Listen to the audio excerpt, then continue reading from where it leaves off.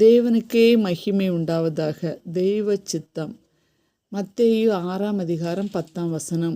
உம்முடைய ராஜ்யம் வருவதாக. உம்முடைய சித்தம் பரமண்டலத்திலே செய்யப்படுகிறது போல பூமியிலேயும் செய்யப்படுவதாக.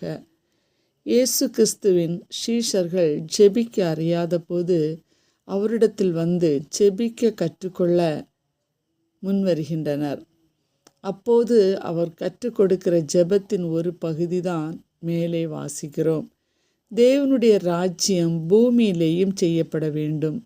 பிதாவின் சித்தத்தை குமாரன் செய்தது போல நாமும் கிறிஸ்துவின் சித்தம் செய்கிறவர்களாக மாற வேண்டும். அப்போதுதான் பரமண்டலத்திலே செய்யப்பட்ட மேன்மை பூமியிலேயும் செய்யப்பட முடியும். தேவனுடைய சித்தமானது மனுஷருடைய திட்டம் போன்றது அல்ல. இயேசுவை யூதாஸ் காரியோத் காட்டி கொடுக்க போகிறான் என்பதை அறிந்தபோதே கெத்செமனே தோட்டத்தில் போய் இரத்தத்தின் பெருந்துளி வேர்வையாய் வடியும் விதத்தில் ஜெபம் செய்தார். பிதாவே, உமக்கு சித்தமானால் இந்த பாத்திரம் என்னை விட்டு நீங்கும்படி செய்யும்.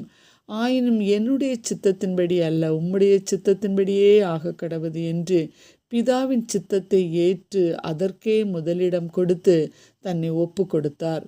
பிதாவின் சித்தத்திற்கு முதலிடம் கொடுக்கும்போது அது கர்த்தருக்கு கீழ்ப்படிதலில் அடங்கி நடத்தலின் வெளிப்பாட்டை காண்பிக்கிறது. அதனால் முதலில் சில இடர்கள் இருந்தாலும் அதன் பின் விளைவுகள் ஆசீர்வாதமாகவே இருக்கும்.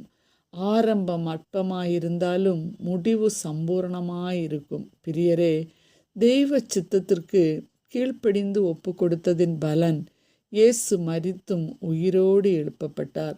முழு மனித குலத்திற்குமான இரட்சிப்பு என்னும் மீட்பின் விடுதலையை அது பெற்று கொடுத்தது. அதுவே தெய்வ சித்தத்திற்கு ஒப்பு கொடுத்ததின் பலனாகும். கர்த்தருக்கு சித்தமானது அவர் கையினால் வாய்க்கும். இதுவே தெய்வ சித்தத்திற்கு ஒப்பு கொடுத்தலின் மேன்மை ஆகும்.